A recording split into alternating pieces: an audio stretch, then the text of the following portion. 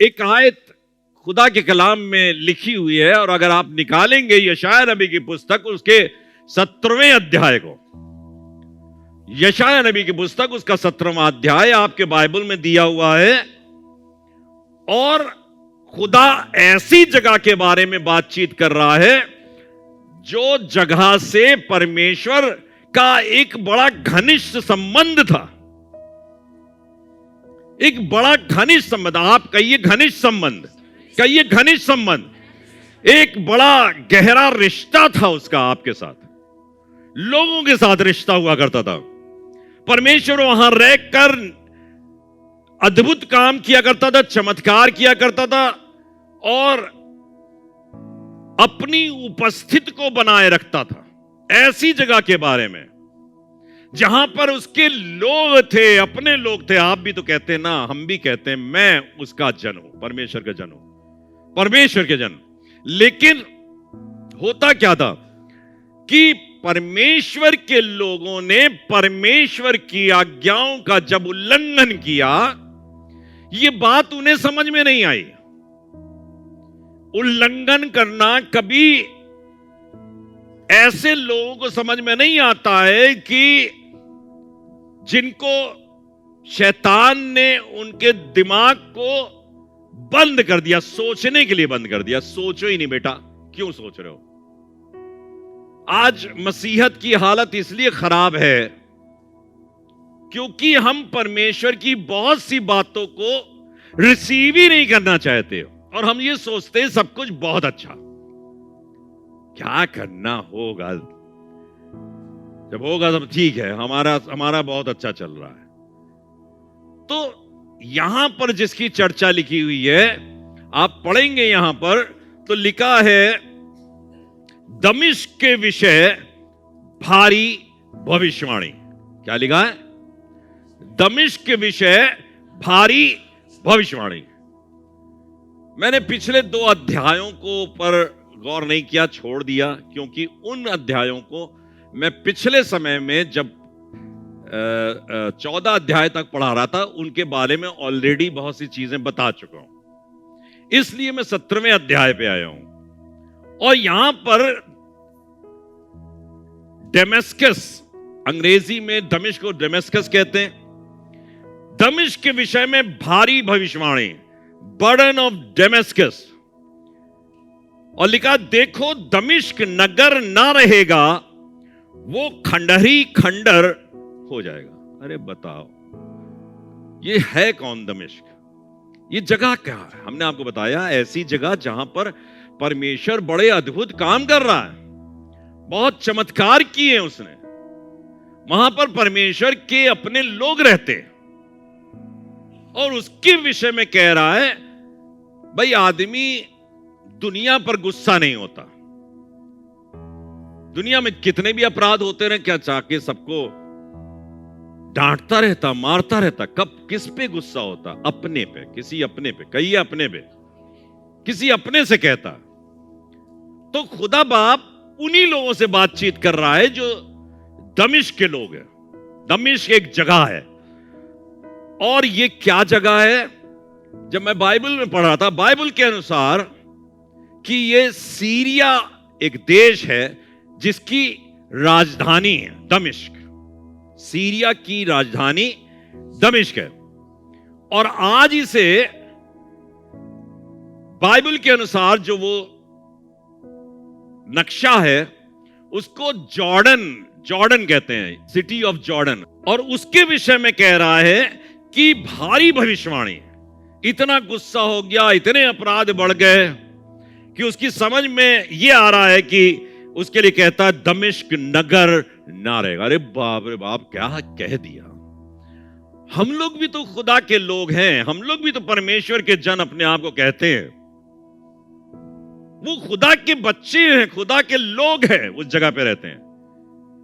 और सीरिया की ये राजधानी है जॉर्डन, बड़े नामी शहर है भाई, हमने देखा है वहां पर। एक अलग देश है इजराइल से हटकर, और उसके लिए कह रहा भारी भविष्यवाणी। और क्या भारी भविष्यवाणी? कि दमिश्क शहर भैया कितनी भारी भविष्यवाणी। अगर कोई हमसे कहे हम लोग खुदा के मानने वाले, खुदा के बच्चे, और कहे तुम रहोगे नहीं, तो क्या हालत होगी। तो यहां पे लिखा है दमिश्क के विषय, दमिश्क ना रहेगा और वो खंडहर ही खंडहर हो जाएगा। ये पुराने समय का बयान है, ये आज का बयान नहीं, ना भविष्य में होने वाली घटनाओं का बयान है। इसलिए आप चिंता तो कीजिएगा नहीं। कहीं आप सोचने लगे कि यार बताइए, अब ऐसी वाली बात बता रहे हैं हमारे लिए, कहीं हम ही ना खंडहर खंडहर हो जाए। तो ये भूतकाल की बात है, बिफोर क्राइस्ट, यीशु मसीह के आने के पहले की घटना का जिक्र है।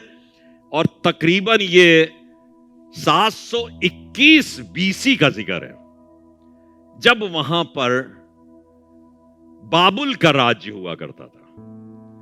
और परमेश्वर ने उसके लिए कहा, दमिश्क के विषय भारी भविष्यवाणी, देखो दमिश्क नगर ना रहेगा, वो खंडहर ही खंडहर हो जाएगा। तो इतना तो आ गया होगा मजा, थोड़ा सा भार हल्का हुआ होगा, भैया ये पुरानी बात है, छोड़ो यार बवाल।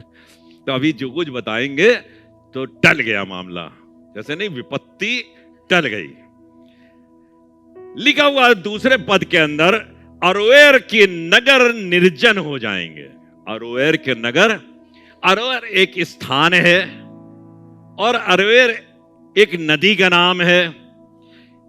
और जब मैं इसके ऊपर स्टडी कर रहा था तो अरोएर एक जगह है जिसके अगल बगल 3 और शहर बसे हुए हैं। अरोएर को मिला करके 2 और शहर हैं। तो लिखा हुआ है अरोएर के नगर निर्जन हो जाएंगे। मतलब निर्जन का क्या मतलब होता है? इंसान ही नहीं रहेगा। इंसान का वजूद इतना गुस्सा हो गया दमिश्क के ऊपर कि अरोएर के शहर निर्जन हो जाएंगे। और आगे क्या लिखा है? वे पशुओं के झुंड की चराई बनेंगे। अरोएर एक शहर है जहां पर लोग रहते हैं, निवास है। वो कह रहा निर्जन हो जाएंगे और वहां पर क्या रहेंगे? पशु रहा करेंगे। और पशु कहां रहता है? जंगल में, जहां इंसान नहीं रहता। और खुदा इस इंसानी रूपी स्थान को, जहां पे इंसान रहते हैं, कह रहा मैं इतना क्रोधित हो गया हूं, वो निर्जन कर दूंगा और जंगल बना दूंगा इसे। और फिर आगे लिखा है पशु उनमें बैठेंगे और उनका कोई, अरे भगाने वाला तब होगा जब होगा कोई। अरे जब इंसान ही नहीं बचा तो भगाएगा कौन? अब 3 जगहों के लिए और जिक्र लिखा है, वो वहीं के हैं। एप्रेम के गढ़ वाले नगर। कहां के? एप्रेम किसका बेटा था? यूसुफ का। यूसुफ और मनश्शे, एप्रेम भाई भाई थे। ओके। एप्रेम के गढ़ वाले नगर। और लिखा दमिश्क के राज्य। हमें एप्रेम के गढ़ वाले नगर और दमिश्क का राज्य और बचे हुए अरामी तीनों भविष्य में ना रहेंगे। और ये बात मैं 6ठे अध्याय में बता चुका हूं कि ये हैं कौन। ये एप्रेम और अरामी 2 अलग जातियां हैं और इनके 2 राजा अलग अलग थे। एक का नाम था अराम का रसीन और उसका था रमलिया। इन दोनों ने यहूदा से संधि की थी कि आओ हमारे, इन दोनों ने संधि की और परमेश्वर के राज के ऊपर हमला करना चाहा, लेकिन उनका बस नहीं चला। ये हम आपको बताए हैं लेकिन दोहरा देते हैं आपको कभी कभी। और लिखा हुआ है एप्रेम के गढ़ वाले नगर, जिन्होंने खुदा के लोगों को मारने काटने की कोशिश की, और अरामी लोग जिन्होंने खुदा के लोगों से लड़ने की कोशिश की, थोड़े समय के लिए वो युद्ध कर सकते हैं। They were allowed to fight against the godly people, but they will never can win that battle against godly people. लिखा हुआ है तीनों भविष्य में ना रहेंगे। और ये बात 6ठे अध्याय में बड़ी साफ लिखी हुई है कि मैं 65 दिनों के अंदर उन प्रेमियों को इतना खत्म कर दूंगा कि वो रहेंगे ही नहीं, फिनिश्ड। ये पुराने समय की बात है, इसलिए फिर खुश होइए। जो दशा इजराइलियों के वैभव की हुई है, वही उनकी होगी। सेनाओं के यहोवा की यही वाणी है।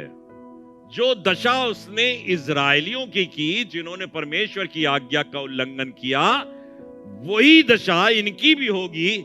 सेनाओं के यहोवा, ये बात मुझे, ये शब्द बहुत अच्छा लगता है, सबसे अच्छा, सुंदर।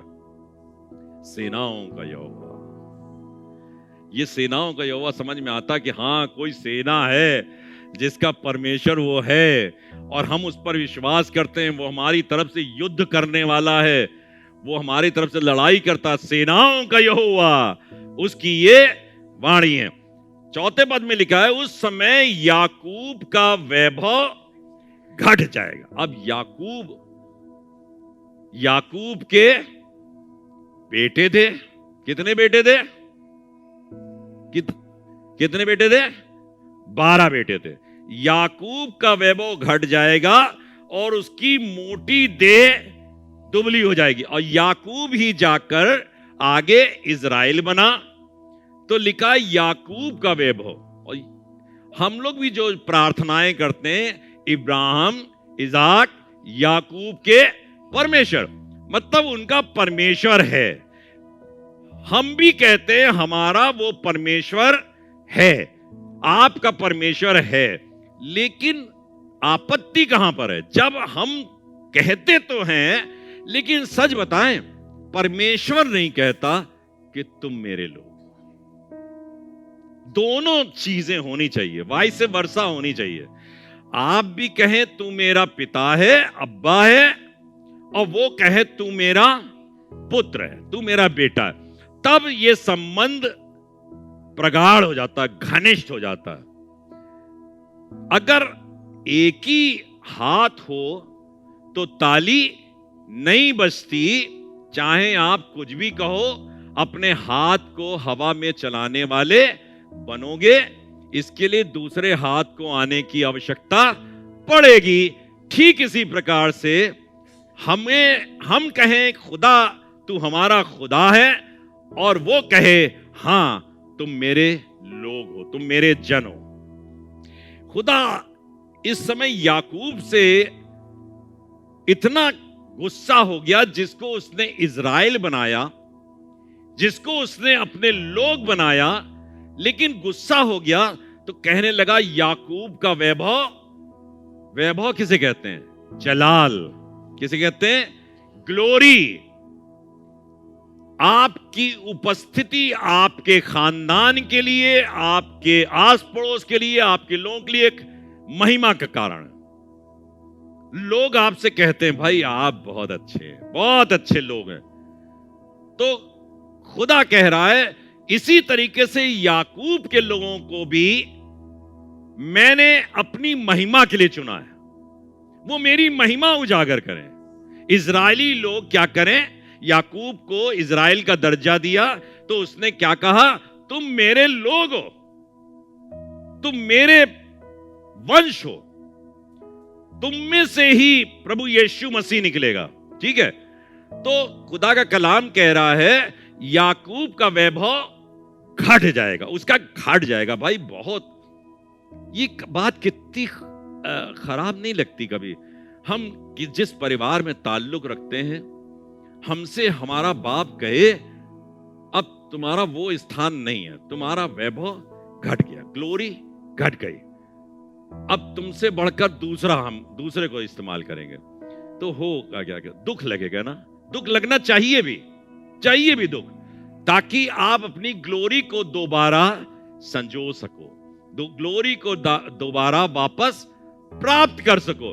तो कह रहा याकूब का वैभव घट जाएगा, उसका वो स्थान नहीं रहेगा, क्योंकि उसने आज्ञा नहीं मारी और उसका उल्लंघन किया। और आपको सच बताऊं, आप भी कहते होंगे और हम भी इस बात को 100% मांगते हैं कि कैसे भी हो, कोई भी तरीका हो, होता वही है जो परमेश्वर के मन में हो।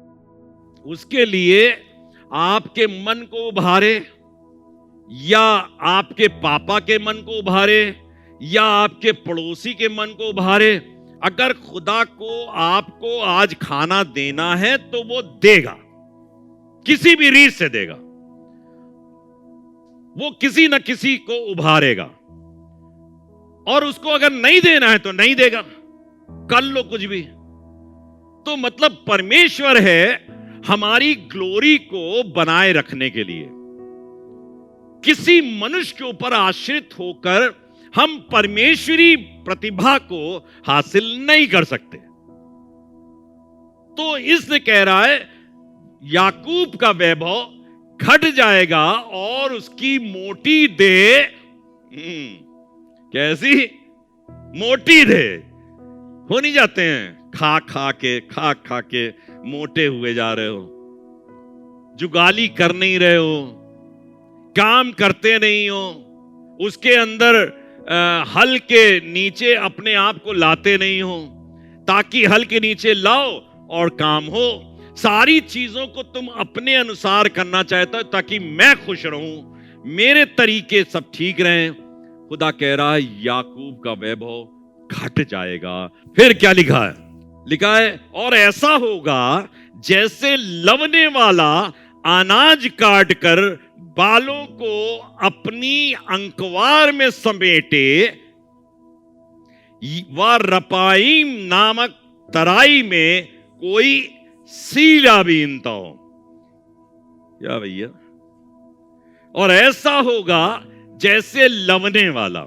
लवने वाला मतलब जब खेत खड़ा होता है तो काटने वाले जाते हैं, उसकी बालों को काटते हैं। तो लिखा है, ये इतनी बहुत अच्छी बात नहीं लिखी है। ऐसा होगा जैसे लवने वाला अनाज काटकर, खेत है, अनाज काटा उसने, अनाज काटकर बालों को अपने अंकवार मतलब अपने हाथ में, अपनी मुट्ठी में ले हुए अंकवार में समेटे, रपाईम नामक तराई में कोई सिला बेनता। मतलब इसका यह है कि जैसे कोई लवने वाला जब अनाज काट लेता है तो मुट्ठी में उसको लेता है और दूसरी तरफ से हंसिया लेता है और उसकी कटाई करता है, उस जगह पे उसको छांटता है, उसको अलग करता है।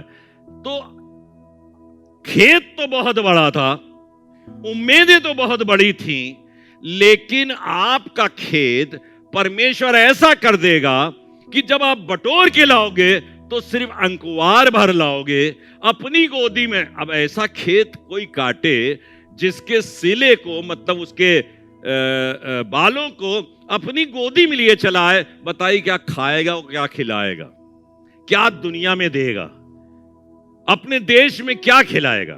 तो कह रहा याकूब का वैभव घट जाएगा। आज तक तुम खिलाते रहे थे, लेकिन अब तुम्हारे पास ना खिलाने की क्षमता होगी ना तुम खा पाओगे, तुम्हारे पास कुछ रहेगा। तभी मैंने कहा यह बात बहुत अच्छी नहीं लिखी हुई। यहां पर लिखा हुआ है जैसे लवने वाला अनाज काट कर बालों को अपनी अंकवार में समेटे, रपाईम नामक तराई में कोई सिला कहते हैं गिरे हुए फलों को जो टूट जाते हैं या काटते समय थोड़े थोड़े रह जाते हैं। तो कोई आदमी तो मुट्ठी में ले गया और बाद में आप गए तो आप वो बटोर रहे हो, क्या जो थोड़ा कुछ बच गया था ऊपर से, उसको बीनता हो। चलिए, खुदा बाप बहुत अच्छे हैं, कहिए बहुत अच्छे हैं, बहुत अच्छे हैं। बस उनको समझने की जरूरत, समझे उसे, प्यार बहुत करता है। वो गुस्सा जब हो जाता है तो गुस्से में भी उसका प्यार झलकता है। कह रहा बेटा तुम ऐबीपन कर रहे हो, लेकिन मैं नहीं चाहता, मैं तुमको परेशान करना नहीं चाह रहा हूं, लेकिन तुम्हारी गलत सोच की वजह से, गलत कार्यों की वजह से, बुद्ध परस्ती की वजह से मैं तुम्हारे साथ ऐसा व्यवहार कर रहा हूं। छठे पद पे आते हैं। तौबी, ऊपर इतनी खतरनाक बात लिखने के बाद तौबी, तो अभी मतलब अब कुछ, अभी तो गड़बड़ हो गया था, सिलाबीन था, तो कुछ अच्छा करेगा आपके लिए।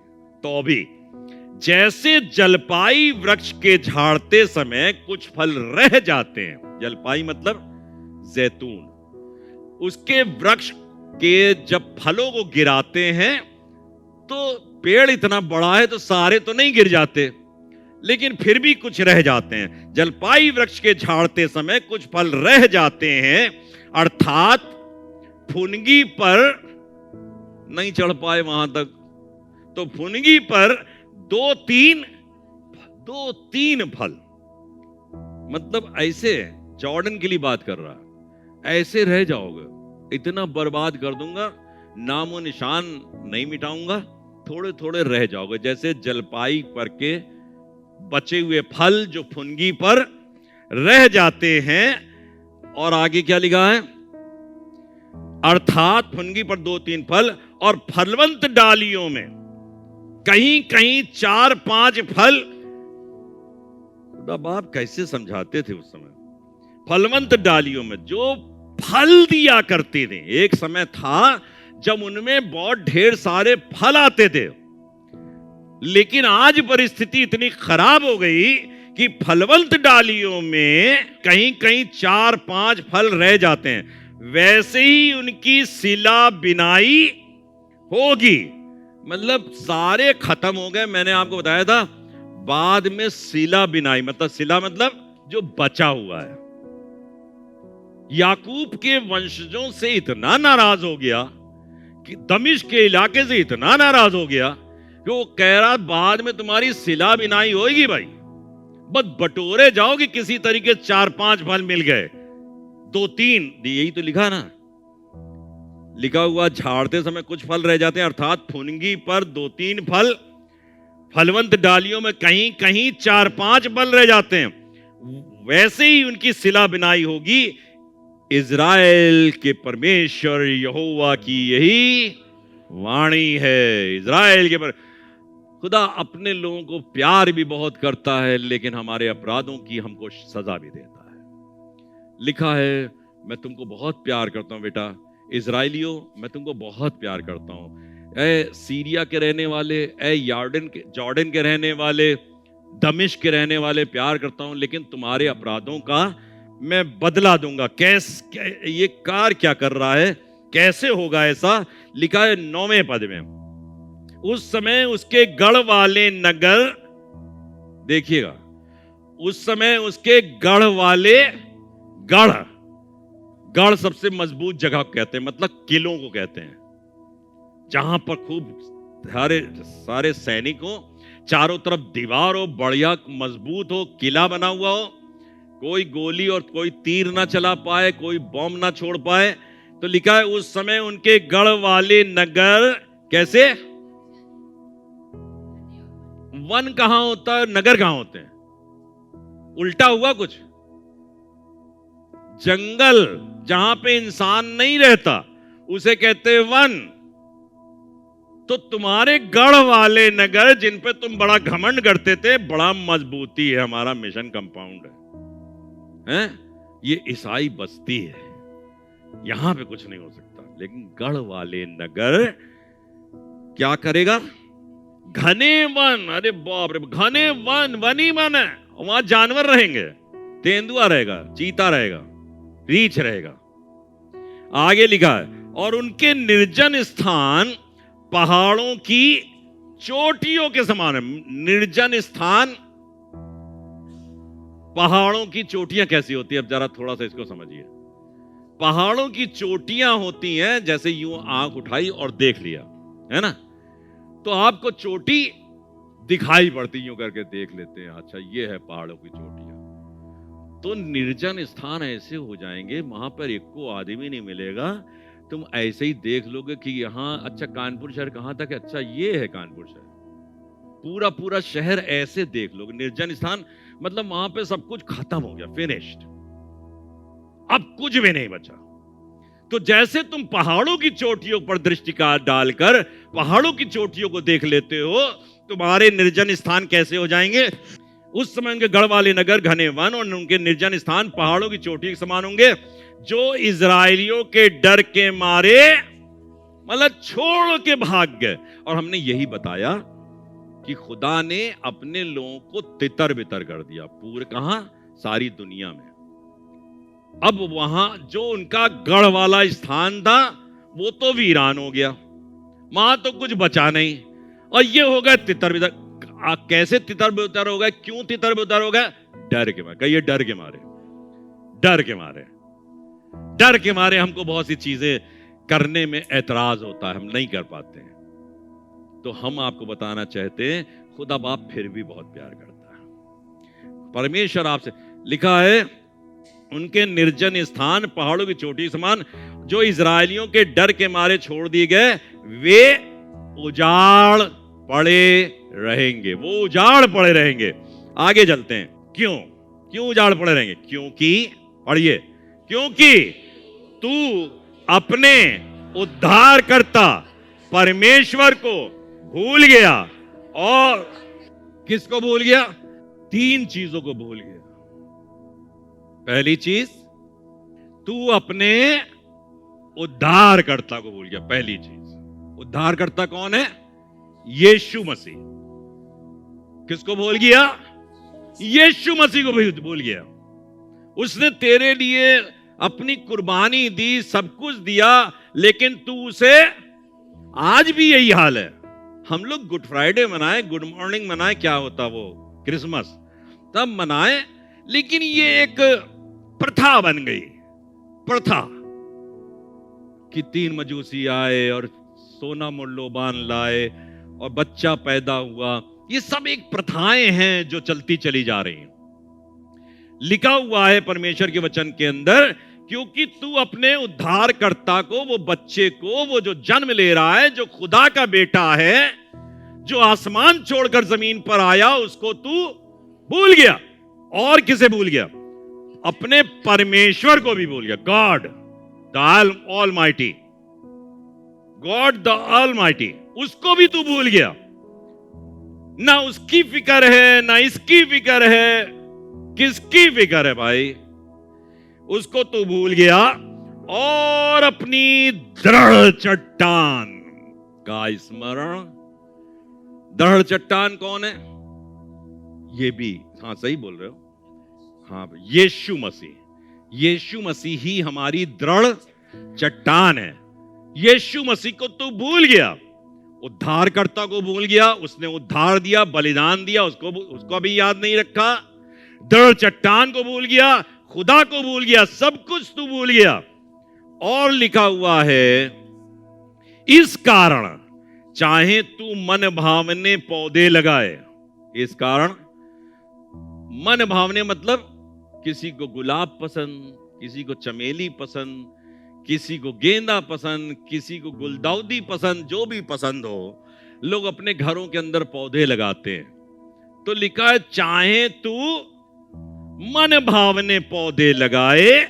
और आगे ले, और विदेशी, अरे बाप रे बाप, आजकल तो वाकई में चलता है ये इंग्लैंड की है, ये अमेरिका की है, ये फॉरेन कंट्री की है, वहां ऐसे फूल हुआ करते हैं। विदेशी कलम लगाए। फिर क्या लिखा है? चाहे रोपने के दिन तू उनके चारों ओर, जब तू उनको रोप रहा था, लगा रहा था, तो चाहे रोपने के दिन चारों ओर बड़ा सुरक्षित कांटों का बाड़ा बना दे, ना इसमें कुत्ता घुसे, न बिल्ली घुसे, न गैया घुसे, बाड़ा बांधे, और विहानी को उनमें फूल खिलने लगे। तो अभी तक अच्छा लगा भाई, बाड़ा आड़ा बनाया, लेकिन तका तो अभी संताप और असाध्य दुख के दिन उसका फल नाश हो जाएगा। ये वाली स्टोरी, सारी चीजें कह रहा हम कुछ नहीं देखेंगे। तो हमने भी बाड़ा बांधा और सब कुछ किया, लेकिन अगर खुदा की नजर इनायत नहीं हुई हमारे ऊपर या उस फल पौधे के ऊपर, तो उसमें फूल भी खिलने लगे, लेकिन लिखा क्या है? तो भी संताप और साध दुख के दिन उसका फल नाश हो जाएगा। इतना गुस्सा हो गया। लेकिन सच बता रहा हूं, फिर मैं आपको दोहरा दूं, फुनगी पे 2-3 फल फिर भी लगे रहेंगे। खुदा बाप हम पर भी रहम करता है, फुनगी पे फल लगे रहेंगे। अब कुछ एक आयतें और रह गई इसी अध्याय की, उनको भी जल्दी से पढ़ लेते हैं।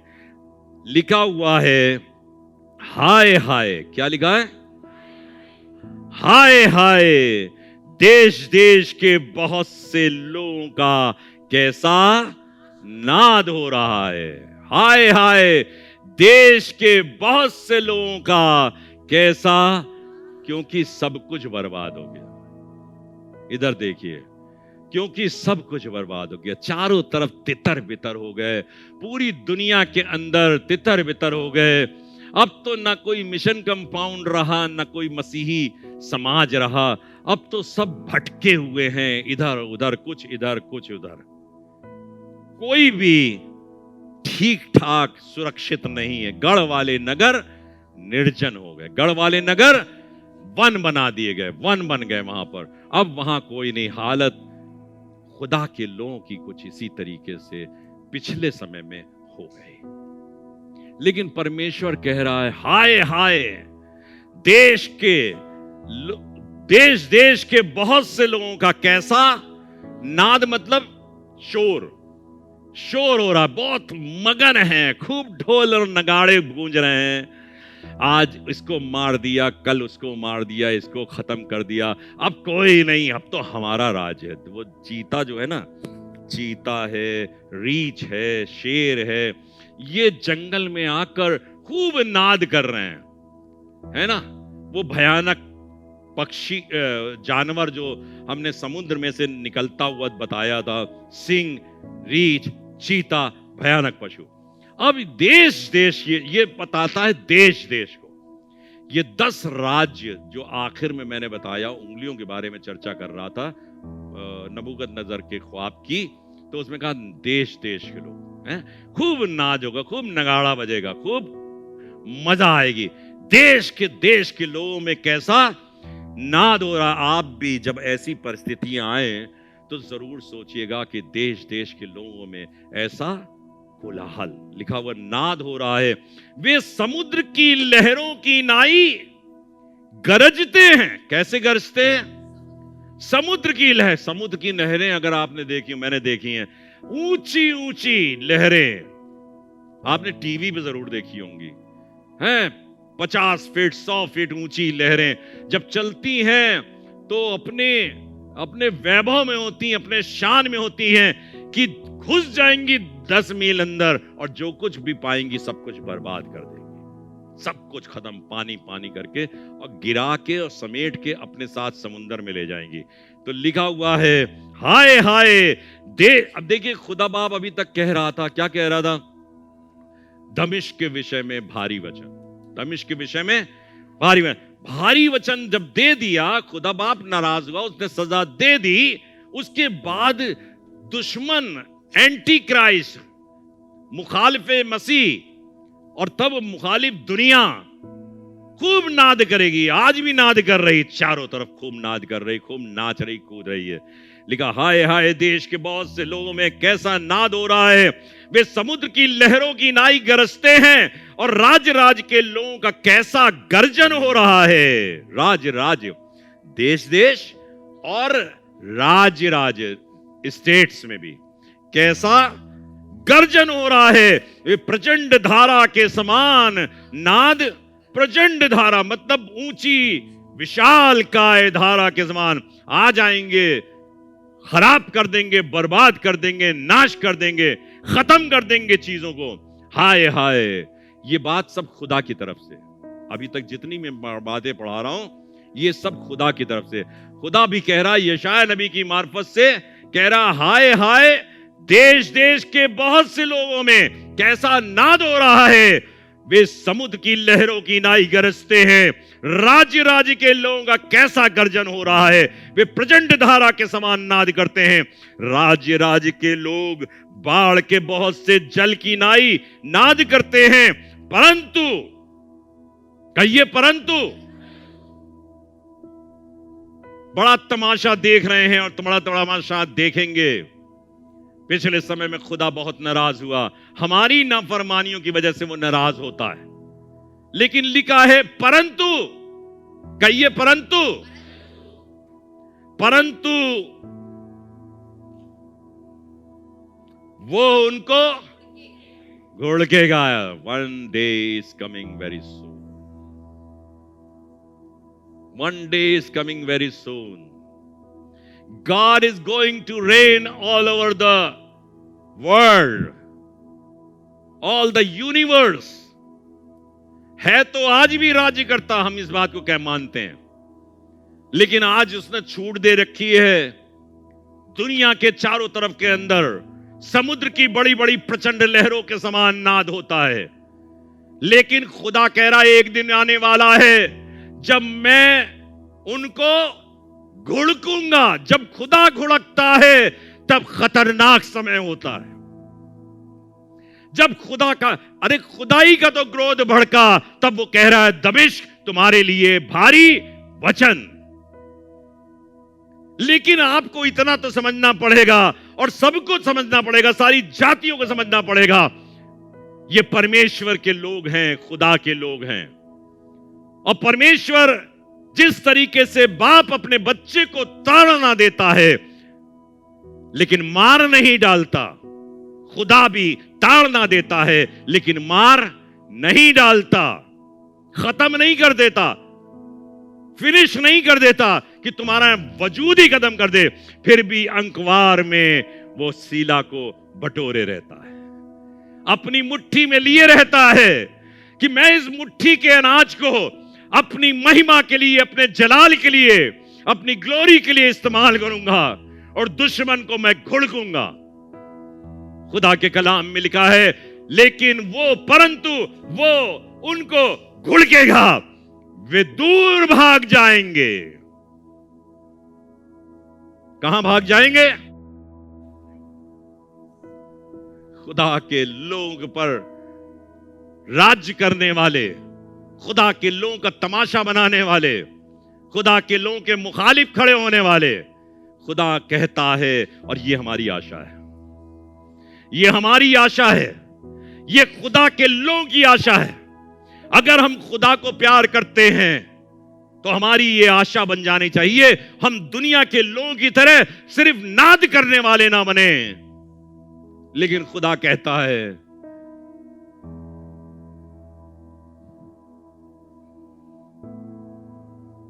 वे दूर भाग जाएंगे और ऐसे उड़ाए जाएंगे जैसे पहाड़ों पर की भूसी वायु से। Thank you Jesus. ऐसे उड़ाए जाएंगे जैसे पहाड़ों पर की भूसी वायु से। पहाड़ों पर की भूसी वायु से क्या मतलब है? पहाड़ों पर की भूसी, अगर भूसी तो जानते ही होंगे, सबके घर में आटा होता, भूसी निकलती है,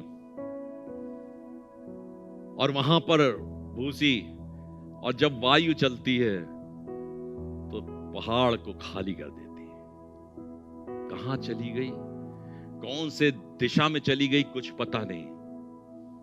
वो जो नाद कर रहे थे ना, परमेश्वर जब घुड़केगा तो पहाड़ों की भूसी के समान वो गायब हो जाएंगे। लिखा हुआ है और धूल बवंडर से घुमाकर उड़ाई जाती है। देखा है आपने ऐसा? हैं? देखा होगा ना। धूल बवंडर जब वायु का आता है, अगर उसमें इंसान भी आ जाए ना तो उड़ जाता है और चीजें खत्म हो जाती। कभी कभी गड्ढा हो जाता है रेगिस्तान में, पूरे पूरे पहाड़ गायब होकर दूसरी जगह पहाड़ बन जाते हैं। बवंडर, ये परमेश्वर का क्रोध है। इसलिए खुदा के लोग, पहली बात तो यह है जो मैंने बताई, हमको परमेश्वर के प्रति जागृत होने की आवश्यकता है, उससे प्यार करने की जरूरत है। खूब प्यार कीजिए, कहीं ऐसा ना हो कि हम फुनगी में के जो 2-4 फल हैं, 5-4 अंजीर है, उसमें ही गिनती ना हो। काश के उसमें तो रहें कम से कम, तभी तो हम और ज्यादा फल ला सकेंगे, तभी तो हम परमेश्वर की गिनती में आ सकेंगे। तो इस समय, इस परिस्थिति के अंदर हमको यही करने की जरूरत है, पहले तो बच जाओ। और जब तुम बच जाओगे परमेश्वर के क्रोध से, तब परमेश्वर तुमको अपनी महिमा के लिए इस्तेमाल करेगा। जब बचोगे नहीं तो महिमा क्या, कैसे इस्तेमाल होगे? हम वो दमिश्क की बात नहीं कर रहे, दमिश्क पर भारी वचन, लेकिन अब बात कर रहे हैं काश के हम बच जाए। मैंने यही तो कहा, जॉर्डन सिटी नाउ, मतलब जिस तरीके से आज स्थापित है उसी जगह की परमेश्वर चर्चा कर रहा है। लिखा हुआ है,